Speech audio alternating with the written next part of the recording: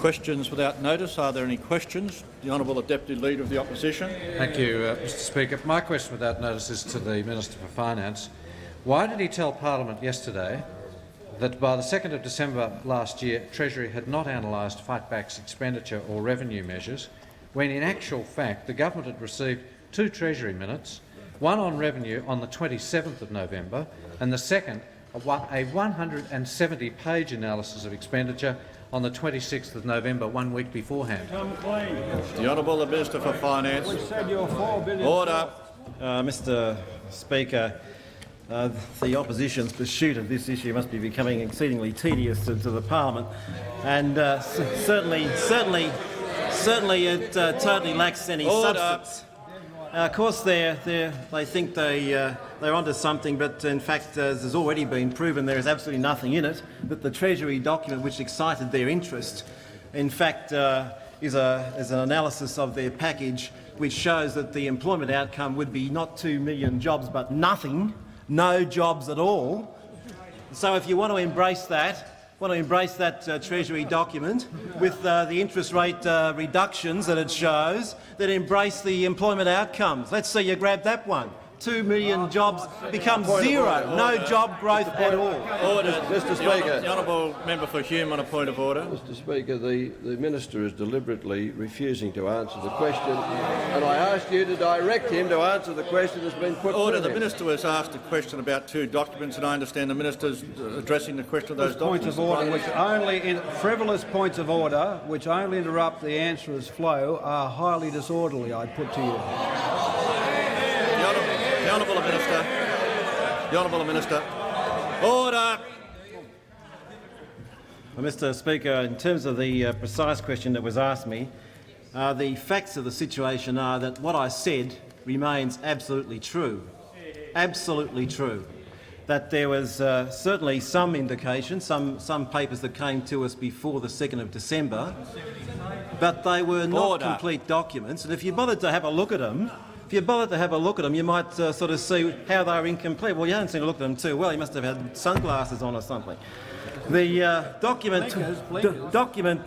blinkers more likely. Document 27 of the 26th of November, which is the first indication we had from Finance of the costings of the opposition package, says this.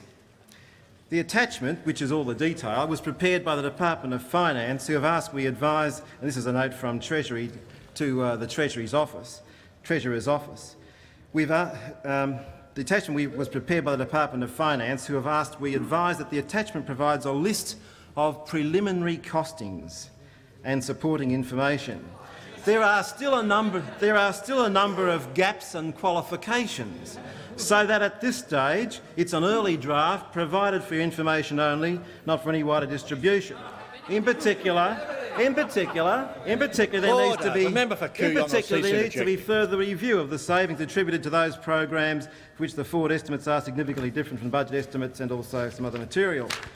Now, if you then look at the next page, it says, in the limited time available, the Department of Finance has been able to cost the majority of the outlays measures contained in the package.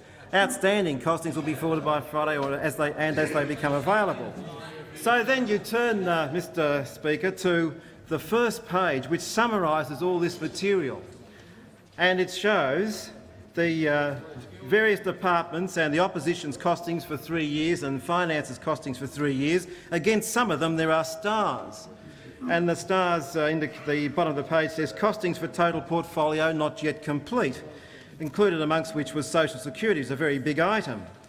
And at the bottom of the page it has net total savings, then it has yet to be costed of the opposition's costings. In year 1, $1,363 million of opposition costings yet to be costed.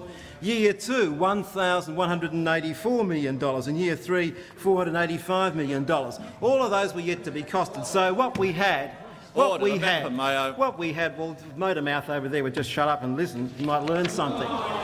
But, Order. The Minister will answer the question. What we had here was preliminary costings, far from complete costings. And obviously there's no way that Treasury would have been working on the basis of such costings which would were yet to be completed and weren't finally given to us in complete form until the 9th of December. The document 25, which is on the revenue side referred to by the opposition of the 27th of November, only deals with modelling of indirect charges. Now, that is, we had some revenue figures there, but the purpose of that document was to look at the impact of indirect charges being changed, that is, the introduction of the GST and the abolition of various taxes. And so it had revenue effects for that. But it left out a host of revenue items, such as personal income tax proposals, including the tax bracket creep analysis, company tax changes, capital gains tax, superannuation fund, fringe benefits tax, etc. It was far from a complete revenue costing.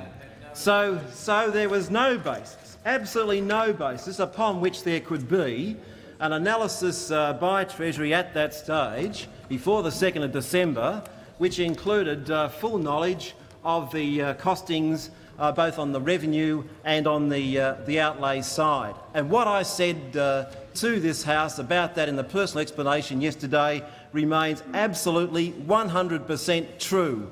And there is absolutely nothing to retract or apologise for. The apology should all be forthcoming from the other side. The honourable member for Parramatta.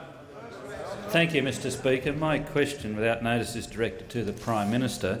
I ask the Prime Minister, can he inform the House of the government's intention in regard to tariffs and the development of competitive manufacturing industry in Australia? The Honourable Prime Minister. Mr Speaker, the government in historic changes in 1988 and 1990 has announced and presided over a phased reduction in tariff protection in Australia. That is, reducing the border protection which produced the industrial museum the Liberal Party created for us in the 1950s and the 1960s to produce an outwardly looking, import competitive modern industrial industry, not a modern industrial society. And Mr Speaker, that was in evidence today when I visited Melbourne this morning to the Southern Pacific Tyre factory on the outskirts of the Wills electorate, and where we saw a company, Mr Speaker. Order, the House will come to order. A company, Mr Speaker, which is the 11th largest tyre company in the world, produces 26,000 tyres a day, employs 5,300 people, and has sales in excess of $1 billion. And, Mr Speaker, we found that with new investment in recent years, in the last 12 months, that with an absolute world state-of-the-art plant, this business is now producing tyres for domestic consumption and exports which are very competitive, but competitive at the rates of tariff which will obtain under the government's tariff reductions of 15% by 1997 for passenger cars and 5% for tyres. And they were making the point that if the Liberals' policy of zero tariffs for passenger car tyres and truck tyres were to obtain, then the business wouldn't exist. 5,300 people, 26,000 tyres a day, 26,000 tyres a day for a business which would be under an enormous threat of imports coming from a zero tariff rates, not the 15 under the government for passenger cars or 5 for truck tyres, but from the zero which would obtain under the opposition. Now we see, Mr Speaker, in today's Australian, under the heading "Libs pressure McLaughlin to justify tariff cuts," there's a nasty argument going on with the member for Barker and his party about tariff cuts. One senior opposition figure said last night that resistance to the tariff windback was white-hot, quote, among manufacturers, and coalition leaders were battling to hold their ground in meetings with business. No wonder. The concerns mark the first sign of opposition disgruntlement over the implementation of the coalition's fight-back package. Mr McLaughlin in particular has been privately criticised within the coalition for his failure to spell out details of the reform agenda and its benefits to manufacturing. The Leader of the Opposition also faced hostile questioning on the protection issue from associated retailers, which includes textile and clothing manufacturers, as when he addressed the group in Melbourne last week. there is also a view within the Structural Reform Task Force. So, Mr Speaker, it says the opposition spokesman is facing intense pressure from within the Liberal Party to justify the elimination of protection by the year 2000 by producing a more detailed microeconomic reform timetable. In other words, the split is on over there. The split is on. And, Mr Speaker, they've got the zero tariff proposal, and they're finding now that people in business that are prepared to be competitive, prepared to put the investments in, and want to produce a competitive product and can, but can't with a zero tariff, below the 15 and 5% for the government in this industry, would put that industry at risk. Now, I had a question yesterday from the member for McEwen about a computer producer, and about 40 jobs. She ought to consider the 5,300 jobs which exist at Southern Pacific Tyres, the 5,000. And what had happened when that industry and that company was ripped to pieces by imports coming from your zero tariff policies. So perhaps you might go and explain some of the other goodies in the fight back package to business, like the zero tariff, and have the member for Barker tell us how it's going to maintain the employment of people in the electorate of Wills, many of whom work in this Southern Pacific Tyre factory, and tell us how this manic ideological obsession with zero tariffs will preserve their jobs. The Honourable Leader of the Opposition. Thank you, Mr Speaker. My question without notice is to the Prime Minister. Given the Prime Minister's well-known interest in and defence of the truth, did the Prime Minister explain to the workers at Southern Pacific Tyres this morning on his visit that the competitiveness of that firm would be greatly improved by the abolition of payroll tax, wholesale sales tax, petrol excise and the rebate of GST on tyres sold for business use under the Coalition's fight-back package? The Honourable Prime Minister. No, but they did tell me about the loss of competitiveness of 15% GST on their product. They made that very clear. Very clear. Very, very clear. They all knew what that was about. Come to order. Every motorist in Australia knows Members on both sides will cease on the tyres that the GST will apply to these things. Now, Mr. Speaker, but they know what zero tariffs mean. They know what zero tariffs mean. And if you think the employees in the plant are going to regard as a deal a tax on their food, their clothing and their services to remove payroll tax, you can think again. You can think again if you think that's what it's all about, and to remove the excise on petrol. They've produced a competitive business. They're standing up against tyre manufacturers around the world, and they can't at a zero tariff rate. So the hundreds of them who work in the Wills electorate know for sure that the member for Barker's enunciation of the fight-back policy, the member for Wentworth, the Leader of the Opposition's policy, would put them out of a job, and they worked that out very smartly. The Honourable Member for Banks. Order. Mr Speaker, my question is directed to the Treasurer. Can the Treasurer inform the House of the implications of introducing a consumption tax in Australia? What are the government's intentions in the matter? The Honourable Speaker, the government's got no intention of introducing a consumption tax because of the... Order. Members on my left will cease interjecting. Order. The House will come to order. Order. Members on my left will cease interjecting. Order. The Honourable Prime Minister. I warn members on my left if they can... Order. The Prime Minister won't resume his seat. The House will come to order. If the member for Bass interjects again, I'll name him. The House will come to order. The member for Lowe. The Honourable Prime Minister, as members on both sides should be aware, and as the Honourable Member for Kooyong was interjecting there before, as he would most certainly be aware, there are frequent occurrences in this House when the Prime Minister in the past has decided to answer a question as asked of a minister. The Honourable Prime Minister. Mr Speaker. Order. Mr Speaker, my eagerness run away from me and I'll defer to the Treasurer. The Honourable Treasurer. Well, this better be good. Mr. Speaker, I thank the member for his question.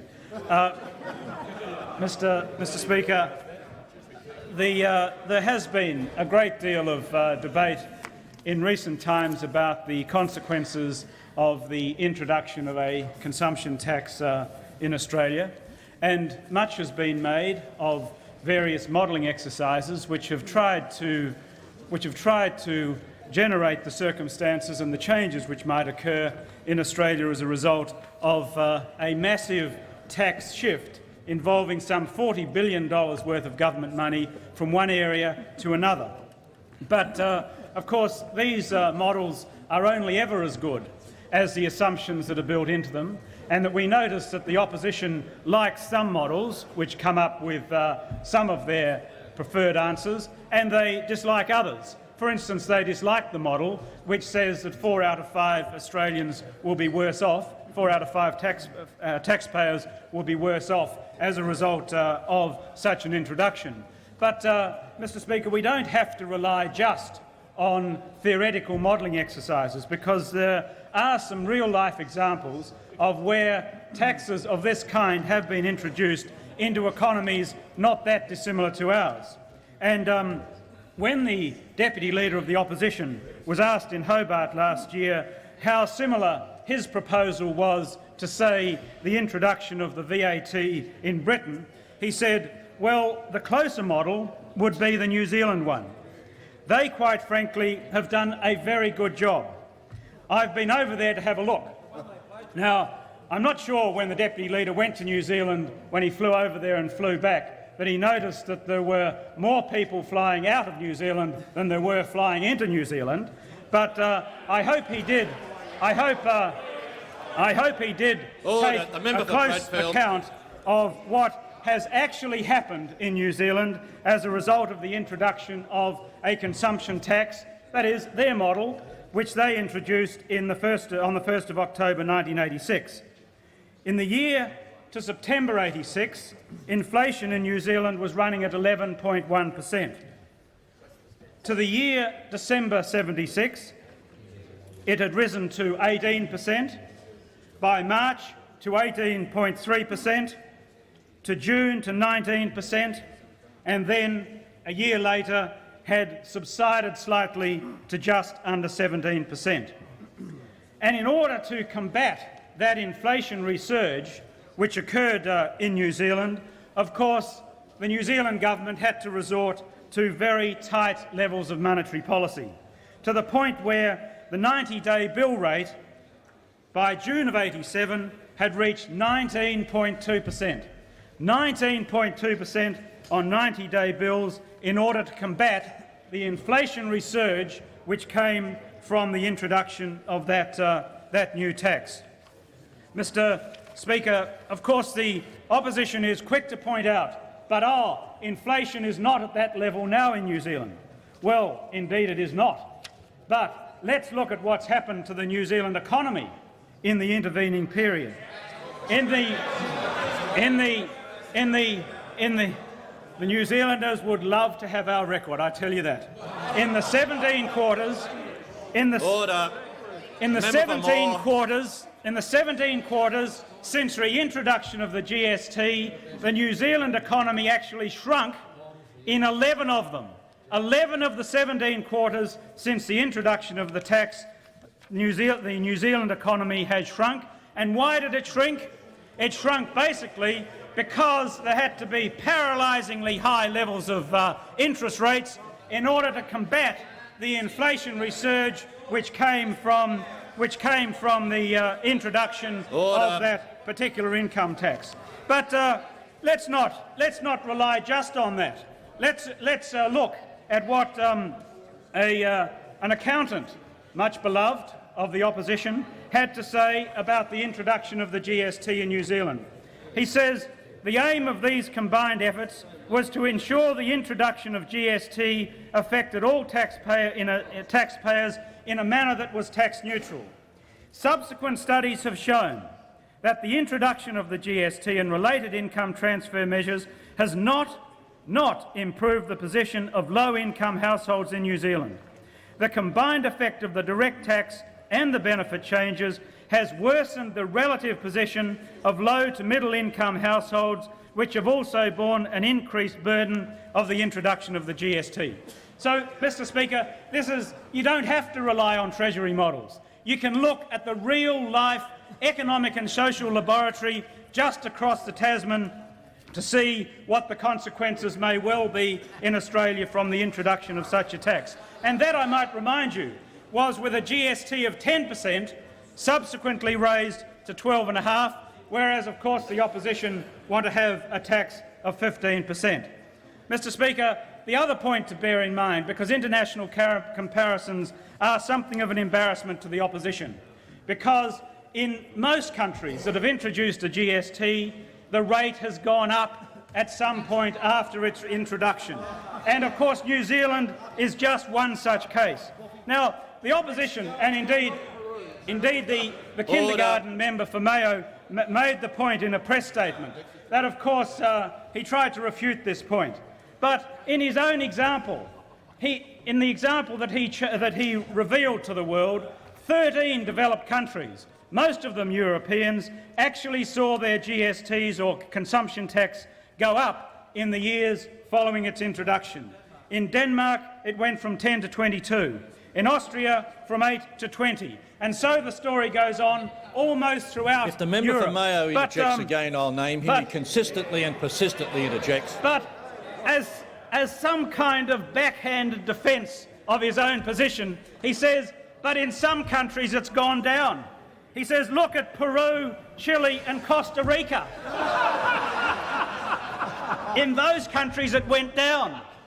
So, Mr Speaker, they can't make up their minds whether they want us to be like New Zealand or whether they want us to be like some of those Latin American countries, developing countries, some of them economic basket cases.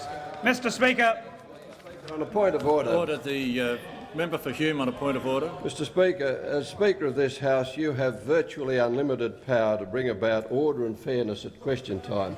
And I ask you to ask the Treasurer to draw his answer to a close. The Treasurer is answering the question. The Honourable Treasurer. Mr Speaker, I will... Order. I will conclude on this note, that this proposal of the opposition will do nothing but harm Australia, nothing but harm Australians. We, on this side of the House, are about building a bigger and better Australia. What the opposition's on about is trying to build a bigger New Zealand here. The Honourable Deputy Leader of the Opposition. Thank you, Mr Speaker. Order. My question without notice is to the Prime Minister, and I refer him to his reported remarks in the Coburg Courier of the 17th of March 1992 in the Wills electorate that the textile, clothing and footwear industries do not have an economic future. Will the Prime Minister tell the truth and admit that with the $20 billion abolition of payroll tax, fuel tax and sales tax, that in fact the TCF industries do have an economic future to provide jobs in the electorate of Wills? The Honourable Prime Minister. We all know the difficulties that TCF industries have had adjusting to a more competitive environment from a very high tariff regime. But just imagine where they'd be with zero tariffs. With zero. The whole industry would disappear. Even those parts of the industry which could survive now against imports, the ones which have either a technological advantage or in broad looms or broad loom work, or which have a high technological capacity, what has no future is high labour content of manufacturing in the TCF area. That's what has no future. Very high, uneconomic labour content TCF products. But where there have been investments and where there's been computer-aided design, computer-aided manufacturing, where there's been broad loom manufacturing, investment in those things, they have a future, but at rates of protection which the government has stipulated under its changes announced in 1988 and in 1990. But at a zero tariff, they would disappear. The whole industry would disappear. And do you really think they're going to stay there because you change? Do you really think they're going to stay there because you change the payroll tax rates when they just get wiped out by a flood of imports? Go and tell them that you're going to wipe them out. Go and tell all the TCF industries in Wills and all the people who are employed in the TCF industry in Wills, clothing, textile and footwear, that they're finished under a zero tariff, fight back Hewson policy. Tell them that. Go and have the guts to tell them what your policy really means, instead of hiding behind an argument about payroll tax, which wouldn't matter a jot in the big scheme of things in terms of tariff protection. Now, Mr Speaker, this is the classic opposition sort of question. There they have the nastiest policy that could possibly be put together for the TCF industries by cutting the tariffs to nothing, notwithstanding the phase down and the government giving the industry time to adjust, and the government's package in the One Nation statement to promote further structural adjustment within the TCF industry so that economic units can come together and remain competitive, wiped out under the Coalition's zero tariff policy. So go and tell them next time the Leader of the Opposition's down in Wills, he ought to, when he goes through his lines, tell them that he's got a zero, let him own up to his zero tariff policy for TCF and his zero tariff policy for car tyres and truck tyres, and let the people of Wills understand what the ideology, about the manic ideology of the Fight Back GST package really means for their jobs and their livelihood. The honourable member for Brisbane. Thank you, Mr Speaker. My question is directed to the Prime Minister. And I ask the Prime Minister, is he aware of proposals to entirely eliminate tariffs? What are the government's intentions in this matter? The Honourable Prime Minister. Mr Speaker, well, of course I'm aware that the opposition wishes to eliminate tariffs, and the government will not be reducing. Order. The honourable member for O'Connor on a point of order. Attention to Standing Order Section 146. Obviously, the government, in putting out its questions today to backbenchers. I am making my point of order, Mr Speaker. I've drawn your attention to 146, which is the standing order that says a question fully answered cannot be renewed. I am drawing to your attention that they have just been asked that question and answered. The member for O'Connor will resume his seat. There is no point of order. The Honourable Prime Minister. What's the use? Order. Mr Speaker, order. The House will come to order. Order. The House will come to order. The member for Kooyong will cease interjecting. The Honourable Prime Minister. It was the coalition governments which built the tariff wall in the post-war years on the basis that they would develop a set of rich industries, rich off the back of the Australian population, who would then, with that profitability, go out into the world and slay their competitors. And in fact, what happened was, in the 60s and 70s, they waddled out in the world and got slayed themselves as a result of the tariff protection. Now, Mr Speaker, this has been the only party to reduce tariff protection in the Whitlam government by 25% across the board, which we heard the National Party crow about during the European Commission negotiations for years, which we heard recited by all coalition ministers around the world for 15 years thereafter, taking credit for it. The next change was 1988 with the big 33 1/3% reductions in protection, and finally the phase down to 1997 to a 5% rate for general manufacturing and 15% for cars and tyres, etc., which was announced in 1991. Now, Mr Speaker, on the other hand, the opposition wants to go to a zero tariff rate. As I said before, they're facing intense pressure. The member for Barker is facing intense pressure to justify the elimination of protection by the year 2000. Now, the fact is, Mr Speaker, there's a struggle going on for the soul of the Liberal Party. There's a great division in the Liberal Party over this question. Or rather, Mr Speaker, it's a struggle to find a soul rather than for its soul. But it's a struggle to find a soul. The long battle between the wets and dries is not over, and the fight over tariffs is of course part of the fight, as is the fight over the consumption tax. So, Mr Speaker, with an increasing number of them beginning to think that travelling with a consumption tax is like travelling with a ticket on the Hindenburg, heading towards a disaster, a Hewsonburg disaster, they are now wondering whether the ideological bent of the GST package is appropriate. And we saw the New South Wales Premier this week, Mr Speaker, trying to shed his Thatcherite and Hewsonite image by saying he said, quote, "I've never really been in favour of privatisation." He said, quote, "I haven't done enough for ordinary men and women," he said. So he's obviously out there changing his policies, looking for that Liberal Party heart. Now, Mr Speaker, but we're finding that the party intellectuals, like the member for Wentworth, the party intellectuals don't like the member for Wentworth either, in terms of his proposition. And among the brains trusts, you have the old Conservatives lining up with the new Conservatives against the ultra-Conservatives. It's the young and the old against the dry and the cold out there in the Liberal Party. And in Quadrant magazine, Mr Speaker, which has long been the intellectual arm of Australian conservatism, in there with Mr Fraser, the editor wrote this of Dr Hewson recently.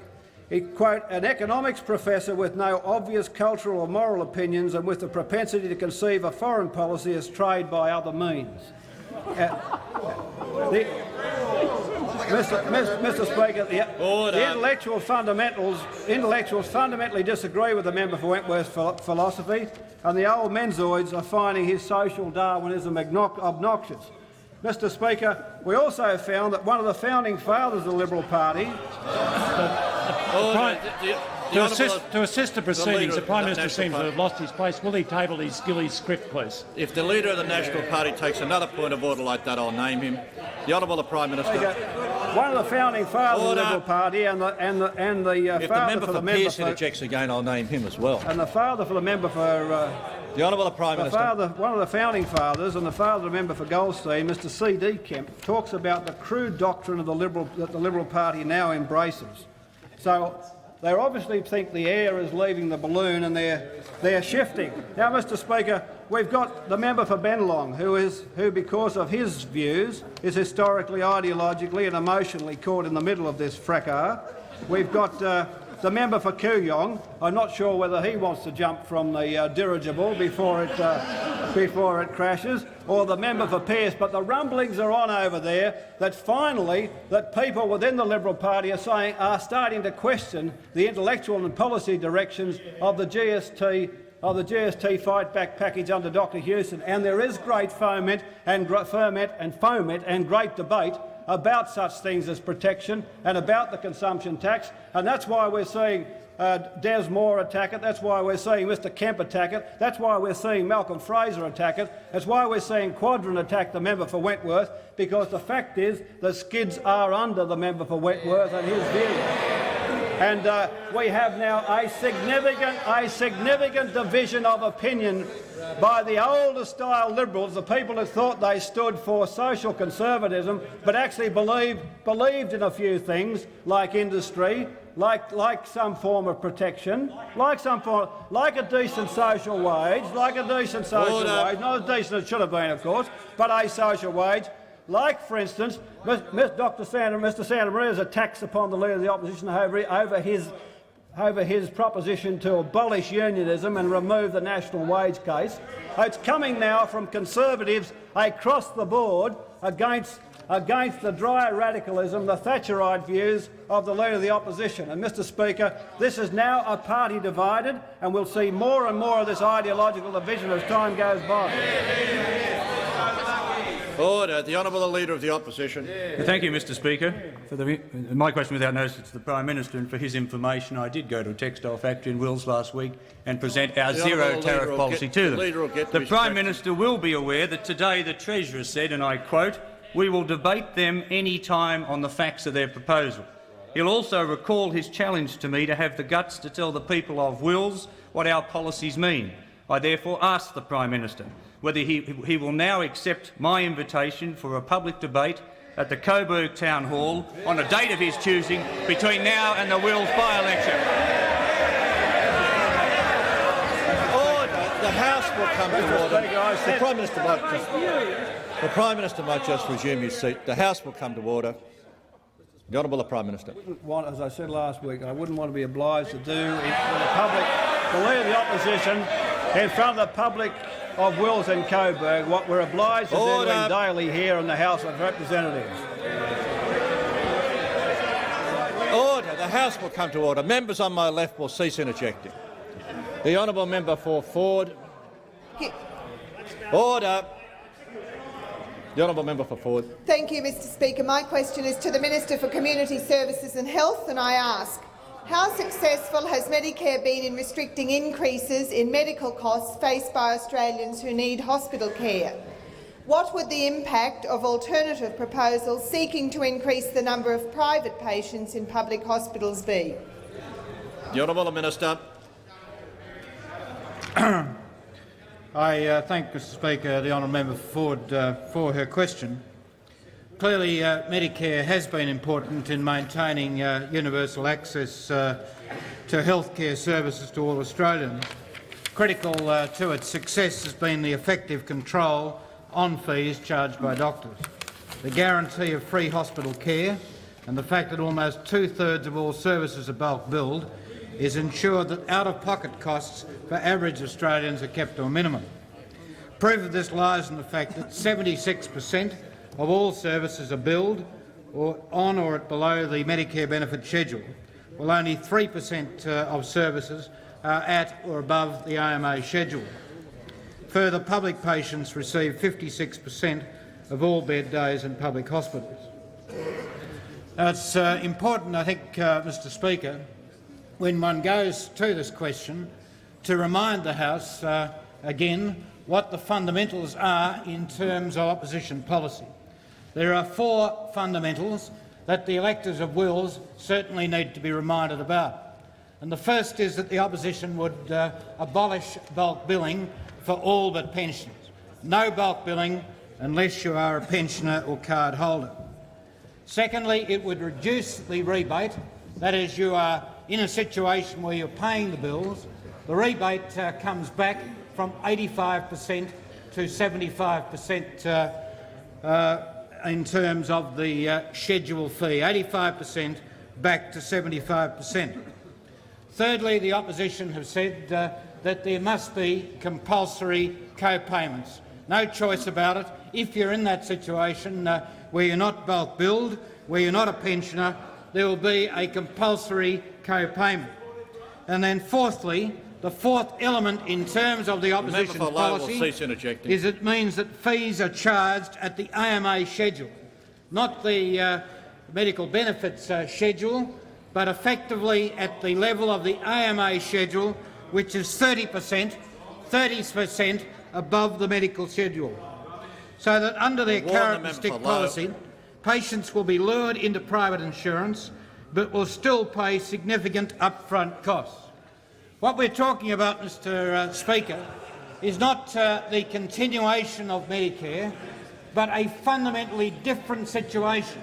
That's why it's important to take time, and that's why it's important to remember those 4 assumptions when you're explaining the policy, when you set out to explain the policy. Let's take an example. Could be an example of a couple in Wills with an income of around $28,000. They've taken out basic cover insurance.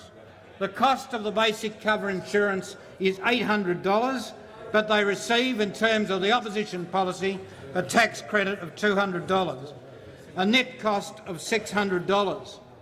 Now, in that family situation where the husband, for example, suffers chest pains and breathlessness, you're not talking about a situation in which you have free access via bulk billing, via hospital insurance in terms of Medicare, free access. You are talking about a series of stages in which there is a particular charge on top of whatever insurance they might be provided for in terms of the illustration I'm talking about. So in terms of the GP consultation, you're up for an additional $13.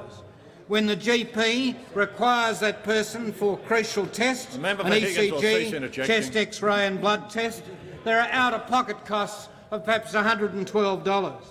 When you go back to review those tests with the GP, you're up for another $13. When there is a diagnosis of a heart problem and you're off to see the consultant physician for the initial consultation, another ECG, an exercise ECG and angiogram, you're up for another $424. At this stage, you must be concerned about the cost, but clearly you have little choice. Back to the specialist, another $31. On to the cardiothoracic surgeon for consultation, $33. In terms of the public admission to public hospital for blood test, anaesthetics and direct surgery, you're talking about costs of the order of $885. In all, $1,500 in terms of out-of-pocket costs. Now, Mr Speaker, what we're not talking about here is Medicare. We're talking about an American-type situation in which people who have security are in fact faced with a situation that when they're out of work, when there's that loss of income, that is to be compounded by the possibility of massive costs on top of the levy that they've paid in terms of on top of the private insurance at the basic level that they might have had. So, Mr Speaker, the reason that Medicare is a universal health insurance system is one that is popular with the Australian electorate, is it is provided for certainty, it's provided for security, it creates a situation in which people who do have that kind of catastrophe are not in fact faced with a series of charges that mount and in fact create the possibility of a family being overwhelmed by those charges. Not that situation, but one in which there is very great security. And so, Mr Speaker, it is important that when we go back over these issues that we recall there are fundamental differences in terms of what the opposition are proposing. They're not proposing some variation of Medicare. They're proposing a situation in which the cost currently borne by the public sector, currently borne in terms of some fairness in relation to community rating, fairness in relation to taxation, effectively would be shifted onto the individual. The Honourable Leader of the National Party. Speaker, my question without notice is to the Prime Minister. Is the Prime Minister aware that exactly 1 year ago today he said, and I quote, "We're engineering a recovery from 13 months out."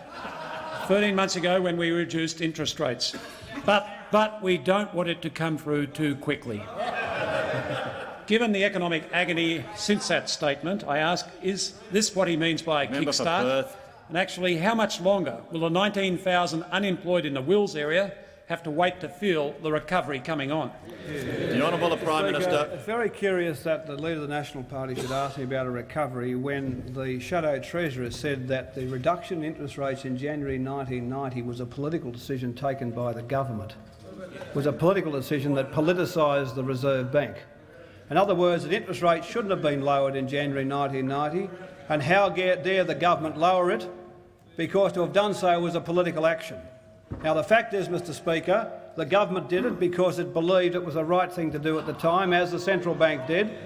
And there's no point you asking questions about recession recovery when you have opposed every interest rate reduction that the government introduced, and not only that, blackguarded the Reserve Bank for joining with the government in making those reductions possible. In fact, Mr Speaker, at the Asia Pacific Bankers Club last weekend, the Shadow Treasurer accused the bank of being politicised, and the Governor, this is a report in the Australian, the Governor responded tersely to the accusation, saying he would, quote, normally not worry about such nonsense, and Mr Reith's representations come into this category.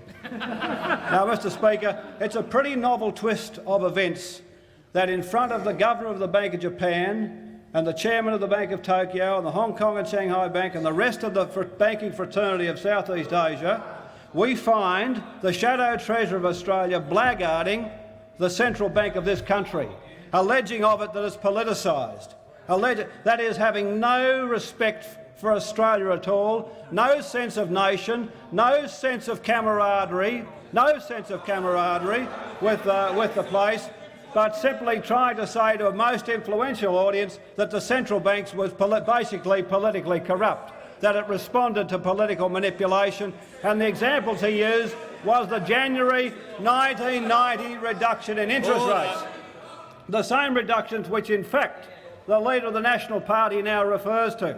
And, Mr Speaker, it might be worth it might be worth remembering that this attack upon the central bank has gone back a long way. And the Leader of the Opposition then, as the Shadow Minister for Finance, said on the 30th of March 1989, against this background, the Treasurer, that was me, reported inclination to appoint one of his political mates as Bob Johnson's replacement should be a matter of considerable concern. Now, Mr Speaker, the former governor was appointed by the member for Bennelong, and he was not the obvious choice at the time, and he was an express choice of the government of the day. I worked with Bob Johnson happily, effectively. I never attacked him in opposition, and I worked fruitfully with him. And he had this to say. Order. And I appointed Mr Speaker, and I appointed Bernie Fraser as Secretary of the Treasury upon, amongst others, the recommendation of the member for Bennelong. Now, Mr Speaker, the former retiring governor... I take the point of order that the recommendation to which he's referring to is absolutely incorrect. Order. The member for Bennelong has no point of order. The member for Bennelong... Order. The member for Bennelong will resume his seat. If the member for Bennelong doesn't resume his seat, I'll name him. The Honourable Prime Minister. Mr Speaker, the member for Bennelong is saying that he recommended that I appoint Mr Fraser as Secretary of the Treasury. That's what I said. You said you should appoint Bernie Fraser. You told me in the corridor you should appoint Bernie Fraser. The member for Bennelong will resume his seat. I take a point of order. Do it later, John. You do it every other day. After I resume my seat. Well, you do it every other day, John, after question time. Have another go today. The member for Bennelong has a point of order. Mr Speaker, he can take the point of order, but not I take the point of order. I mean, Mr Speaker, I take the point of order that the Prime Minister having deliberately misrepresented my position. Order. He then in response... Well, you're going to hear me out or you're going to sit me down? I'm going to sit you down. So you're not going to hear me out? I'm going to ask the member for Bennelong to resume his seat. Well, you're going to hear me... I'm going to ask the member for Bennelong to resume... Can I then take a point of order? The member for Bennelong will resume his seat. The point that the member for Bennelong is making is a point of personal explanation. He can do that at some later stage in the proceedings when that is appropriate. The Prime Minister. Mr Speaker, I think the member for Bennelong didn't hear me correctly, because I didn't misrepresent him at all. Now, Mr Speaker, can I say this? No, I didn't. You recommended I appoint Bernie Fraser the secretaryship of the Treasury. You told me in the corridor. You said he's who you should appoint. I did. Wrong. You're caught out. Caught out. Caught out. Caught out. Now, if the member for Bennelong behaves in this fashion again, I will name him. I will name the member for Bennelong if he behaves like that again. The Honourable Prime Minister. Mr Speaker, now I refer now to Bob Johnson, who was appointed by the member for Bennelong and for whom I worked with fruitfully for 7 years. Order. He said this in his retiring speech called "Doing It My Way," which was published on the 14th of July 1989. Throughout more than 6 years in office, this government has been very correct in its dealings with the bank. Relations personally have been harmonious and very fruitful. There has been no interference in matters that are the responsibility of the bank. Only an insider can know that has not always been so. Only an insider can know that. In other words, here you are talking about blackguarding the governor in the most public way in a cowardly and un-Australian way before an East Asian bankers organisation, because you'll stoop to any depth to make a lousy political point, even at the expense of your own country and its standing, Order. Where, in fact, as usual, the only respecters of institutions in this country are the Labor Party. The Labor Party. Order. The Right Honourable Member for New England on a point of order. Mr Speaker, the Honourable, you would be aware that under our standing orders... Member for Banks will cease interjecting. Standing Order 76, as you would know, Mr Speaker, says that all imputations of improper motives and all personal reflections on members shall be considered highly disorderly.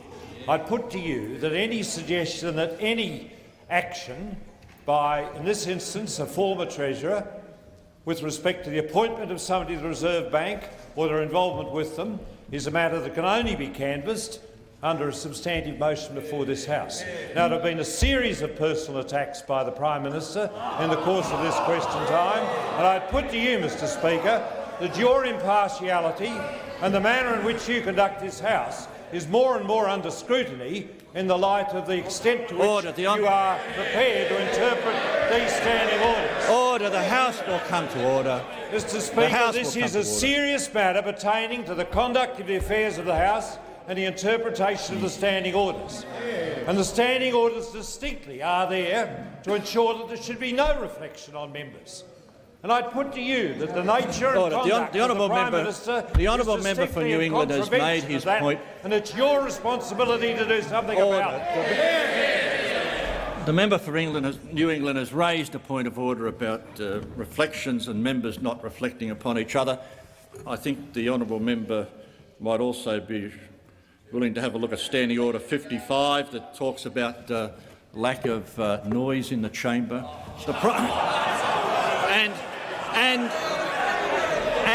Indeed, the proceedings of the House would work a whole lot better if people on both sides respected the standing orders. If the Prime Minister is making an imputation against a member, then he should not, and he should withdraw. If he's not, he should proceed. The Honourable Prime Minister. Point of order, Mr Speaker. We have a further point of order from the member for Cowper. Mr Speaker, following the point of order raised by the Right Honourable Member for New England, I draw your attention to Standing Order 77. When any offensive or disorderly words are used, whether by a member who is addressing the chair or by a member who is present, the Speaker shall intervene. Order. Mr Speaker, it's your job to intervene when there's disorder. Why don't you do it? The honourable member for Cowper resume his seat. There is no point of order. The honourable Prime Minister. Mr Speaker. The member for Mayo is inviting my attention, is he? Mr Speaker, when it comes to Australian institutions, the Liberal Party distinguish themselves by their roguish behaviour towards them. Whether it is manipulating and abusing the power of the Senate, whether it is dealing with Governors General about the election, about the House of Representatives and its future, whether it is about attacking the probity of the Governor of the Central Bank, whether it's about kneecapping the public service, as the Shadow Treasurer put it last week, whether it is about with the Australian Tax Commissioner, Mr Speaker. The Prime Minister might resume his seat. Mr Speaker, there's another standing order that no reference can be made to the Queen or her representative, and the implication about members' involvement and the way in which they've abused this place is totally contrary. Order. The Prime Minister to the procedure to of a previous orders. Governor General, not the current incumbent. The Honourable Prime Minister. Or seeking to compromise the Australian Tax Commissioner by appointing a board, a governing board drawn from the accountancy professions, the same ones I presume who are funding the GST research unit. The litany, the line goes on, and even Australian business, who are now supposedly bludgers for asking the government for support and government assistance. Every institution's under assault. The Central Bank, the Senate when it suits them, the tax office, the Treasury, the bureaucracy. It doesn't matter. You're into them, and yet he thinks he's got the leader of the National Party the right to get up and ask a question about monetary policy in January 1990, suggesting it should have been lower earlier, when last week your Shadow Treasurer said it was politically manipulated down. I mean, you're an absolute disgrace. You've got no regard for the country and no consistency in what either one of you say one day to the next. The honourable member for Richmond.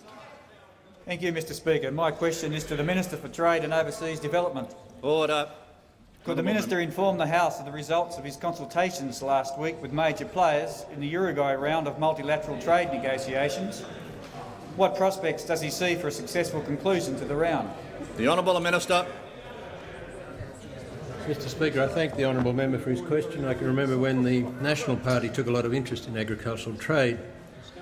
I said in Brussels that it's now high noon for the Uruguay round, but there is still a danger that it may turn out to be as exciting as the midday show. Ostensibly, the objective of all major participants is still to complete the Uruguay round negotiations by April.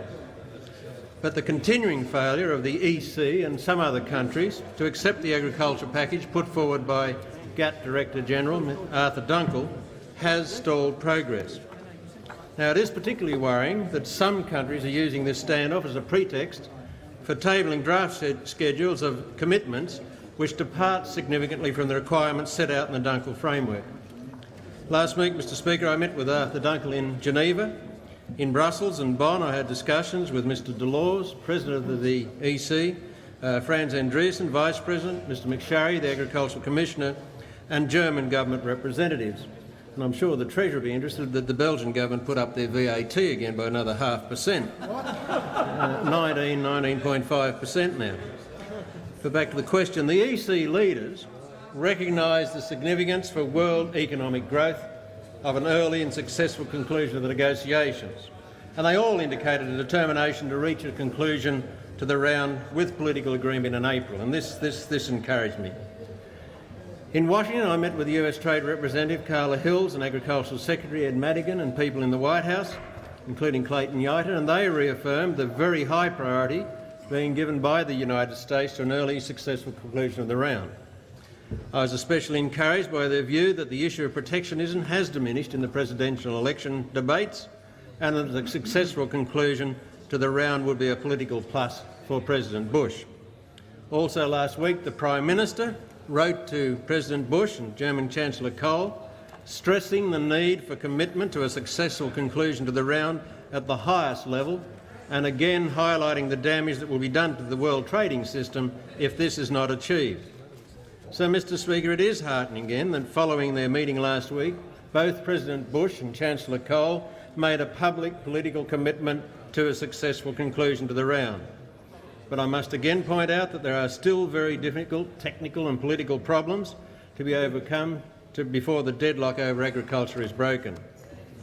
Now, overall, my discussions and the events of last week indicate that the political will is firming up on both sides of the Atlantic for a successful conclusion to the round. The real test is and continues to be the EC's commitment and whether that will come during the coming weeks, and that's really the high noon. It is crucial that the EC find a more flexible approach to agriculture in order that the negotiations can be concluded. And in this, Germany has an important role. The Dunkel package contains substantial gains in important areas other than agriculture, and these are recognised by the German government, especially in the light of the pressures they are experiencing from reunification. So for this reason, Mr Speaker, Germany has a central role in ensuring that the totality of the Dunkel package is not sacrificed on the altar of narrow sectoral interests in the EC. Naturally, it's a matter of great interest to us and great concern to Australia that if the present stalling of negotiation continues, prospects for a successful conclusion to the round within the present timetable will be seriously diminished. I would like to end by saying that I also have met with Cairns Group ambassadors in Geneva, and I'm in regular contact with other Cairns Group ministers to assess appropriate Cairns Group reaction to the state of negotiations. And I would reassure honourable members who are interested in agricultural trade, particularly on my side of the House, as leader of the Cairns Group, Australia will maintain the pressure on all parties concerned and through every channel so that an acceptable outcome can be achieved. The Honourable Leader of the Opposition. Thank you, Mr Speaker. My question without notice is to the Prime Minister. Is it a fact that the government's own statistics show that the unemployment rate among migrants who have arrived in Australia over the last 2 years is more than 31%? Is it also a fact that among recent migrants with non-English speaking backgrounds and low levels of skill, the unemployment rate is over 40%? Will the Prime Minister now commit to an immediate, substantial reduction in the migration program and to its restructuring to more effectively serve the national interest and the interests of the migrants? If not, why not? The Honourable Prime Minister. That they should be sent home if the Leader of the House will cease interjecting. Mr Speaker, the minister simply reminding the House of the Liberal candidate for Wills' view that migrants should be sent home if they can't find a job. That's their policy. That's their policy, and the people of Wills should understand it. Now, Mr Speaker. Mr Speaker. Point of order, Mr Speaker. Order. the Prime Minister might resume his seat. Does the Leader of the Opposition have a point of order? Yes, I do, Mr Speaker. My question related to the government's policy on immigration, and we're interested to hear what it is. Order. The Honourable Prime Minister. I know you're embarrassed by him, and he's only hanging on by his fingernails as the candidate. I don't understand that. Mr Speaker, the migration program has served Australia well. It's made Australia a stronger, larger, more interesting society than it could have ever possibly been without it. It is a long-term policy, and in any long-term policy, and particularly one which has so many connotations about it, it has varied in number as the years have gone by, and it's gone up in the went to a very high level when Billy Snedden was Minister for Immigration back there in the 1970s, and then it came down over the period, and came down to about 70,000 in the early 80s, and rose to about 140,000 by the late 80s, particularly when skills were in demand, and where family reunion, well, do you want to hear the answer or not? Well, just shut up for a while, Mr Speaker. Where family reunion was an important component. Mr Speaker, the program has come back since that time to a program for this year of 111,000, but with a net migration, because 30,000 people have left Australia, a net migration of under 100,000 people for the current year. And I've said, and the Minister for Immigration, Jerry Hand, has said that there's currently a review in the normal course of the annual review and consultations on that review, and the findings of that review will be presented to the Cabinet in the appropriate time in April. And that's when the Cabinet will give the issue due and appropriate consideration in the usual time frame, as we normally do, taking all factors into account. But the fact is, Mr Speaker, the Leader of the Opposition is not motivated by any economic or social disadvantage question here, because after all he believes if you're unemployed after 9 months, you're out on your own. That's the extent of his concern about the unemployed. So whether it is an unemployed migrant or an unemployed Australian, they are out after 9 months. And the other thing, Mr Speaker, is the spending which the government is prepared to undertake, $750 million in TAFE, to do, amongst other things, improve the access and opportunity for courses for migrants, particularly for basic skills, English literacy and basic business skills, which we find thousands and thousands of migrants across the country. I saw a stack of them in my own electorate just a week ago in the Bankstown TAFE. And the Bankstown TAFE, they were there, many, heap of them, heap of people learning English literacy. The very courses you say the teaching of is irresponsible because we shouldn't spend the money. You say the TAFE, the $750 million on TAFE was irresponsible, and that the One Nation component for TAFE was irresponsible, and that you wouldn't develop TAFE as the third tier of education in Australia and give migrants the opportunities of English language training and business skills and let them get into the workforce. But, Mr Speaker, nor have we heard from the opposition when they talk about an intake of 50,000 what the components of the 50,000 will be. When they talk to the states, they'll find the states urging an increase in the migration program because they want to meet more. They wish to meet the skills areas, which are still a problem in certain sectors of the economy. Still a problem in certain sectors of the economy. They won't say what it implies for family reunion. No. They won't categorise the figure. So perhaps the Leader of the Opposition can tell us, within a 50,000 figure, which is concessional, which is family reunion, which proportions go to skills in demand, to business migration. Let him quantify. If he wants to be hairy-chested about this issue, let him quantify this afternoon what proportions of the 50,000 he believes ought to be the intake for next year will be in these categories. And let him tell the people in Wills there'll be no more family reunion for migrants in Wills. No more family reunion for migrants in Wills.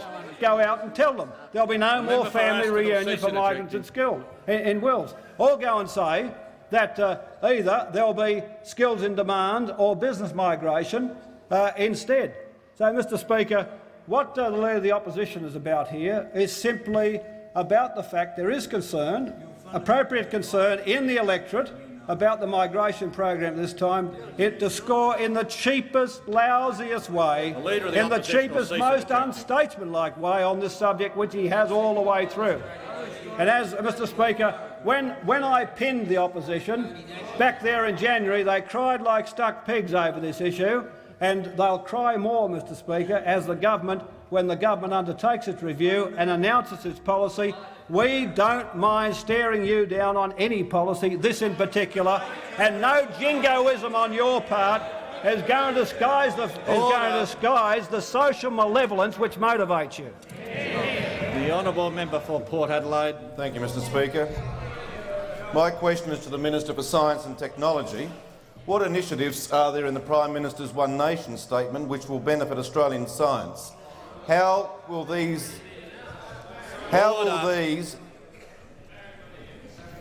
fit into the government's long-term strategy to link Australian science with national objectives? The honourable Minister.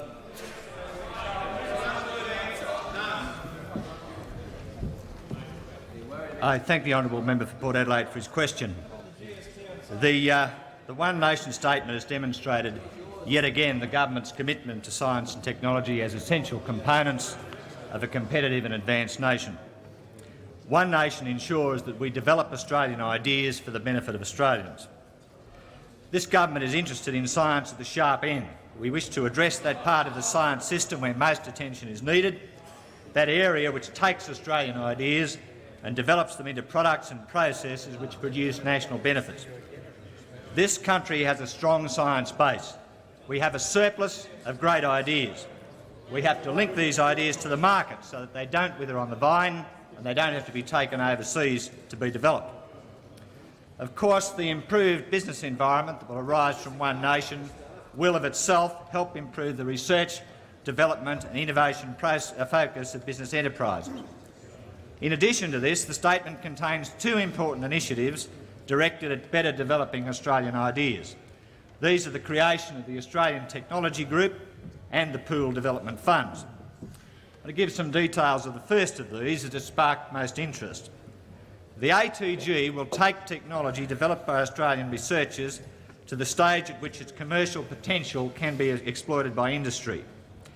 It will then identify research capabilities and outputs with commercial potential, secure the protection of intellectual property, develop research outputs to the stage where they become of interest to investors, and market the technology. It will also be able to provide some of the funding required to establish the technical quality and commercial viability of intellectual property. I expect the ATG to be fully operational by the end of the year. I'll be appointing a steering group or interim board in the near future, and the preparation of a detailed business plan will follow the appointment of a chief executive. I've written to over 80 higher education institutions and technology transfer companies outlining this initiative and seeking their views, and I must report the response has been overwhelmingly positive. Let me give a couple of examples. From Professor David Craig, President of the Academy of Science, I welcome the formation of the Australian Technology Group as a new means of promoting commercial development of Australian inventions and know-how. From Professor Frank Larkins, Deputy Vice-Chancellor of Melbourne University, there is a good case, he says, for an ATG to play an important role in the commercialisation of public sector research. From Professor Chris Fell, Deputy Vice-Chancellor of the University of New South Wales, he says, I was very pleased to learn of the government's initiative to establish an Australian Technology Group. The objectivity provided by the ATG will assist greatly. The ATG, Mr Speaker, will ensure that we get the best results from the taxpayers' substantial investment in science, technology and innovation. And that's part of a proud tradition for this government. Commonwealth support for science and technology is at an all-time high of $2.7 billion, 29% greater than it was when we came to office. Industrial R&D has more than doubled in the same period. This financial year has seen a 4.3% increase in science funding through the budget, a further $10 million boost for CSIRO, and $20 million to help develop a magnesium metal industry in Australia in the election of the honourable member for Hinckley. I'm pleased to say that the government's support for a strong and effective science and technology system will continue through the development of a white paper on science and technology to be tabled in conjunction with this year's budget. The white paper will canvass a number of themes, and I'm looking forward to the full support of the opposition in its preparation. The opposition spokesman on science has recently been an enthusiastic advocate of government science policy. For example, he recently launched a report showing that the government's policy to persuade more girls to study science has been an outstanding success. He's also endorsed the government's policy on the structure and direction of our premier science agency. I'm sure, therefore, that his criticism of the initiatives in One Nation has been an aberration. His attraction to the government's science policy is utterly understandable. He knows that fight back offers nothing for science. He knows that it offers nothing, but it takes much. It takes, for example, Mr. Speaker, this is a gross abuse of question time. And I ask that you rule that it's a ministerial statement and give the opposition an opportunity to respond. The minister is answering the question. The honourable minister. Order. I warn the member for Goldstein. Fight back, Mr. Speaker, takes $60 million from key science and technology organisations. It takes $39 million from energy research. It will take at least $40 million from CSIRO through the operation of the GST and the increased efficiency dividend. It'll take untold millions from university researchers and government research agencies. And the opposition has continually dodged any opportunity. The member for Gippsland on a point of order. Well, Mr. Speaker, my point of order is that there's been an open defiance of standing orders, not just today, but for some days to come. Well, there has been up until now, and for many more days to come. You people are just order. The honourable member, Mr. Speaker, this group is defying you. You'll resume your seat. No, point of order. Resume your seat. I've got a point of order. Resume your seat. The House will come to order. The honourable member for Gippsland. Mr. Speaker, my point of order is that I'd ask the minister to table the document he's reading from and then sit down and spare us this nonsensical rubbish. Order. There is no point of order. The honourable minister. I thought for a moment, Mr. Speaker, the opposition spokesman was going to take the opportunity, as he's been offered in many times in the past, to deny that government research agencies and universities would be exempt from the GST. In fact, he's refused that opportunity. Opposition policy in this area amounts to a declaration of war on Australian scientists. The opposition sees science as a sideshow, an interesting game being played by absent-minded professors in laboratories. Order. The House will come to order. In fact, today's scientists are as much as home in the boardroom as they are in the laboratory. They want their work to continue to contribute to national wealth. They'll continue to enjoy both material and moral support from this government. The Honourable Prime Minister. Right. Order. I present the following Auditor General's audit reports for 1991-92. Number 22, Report on Ministerial Portfolios, Audit Proceedings 1990.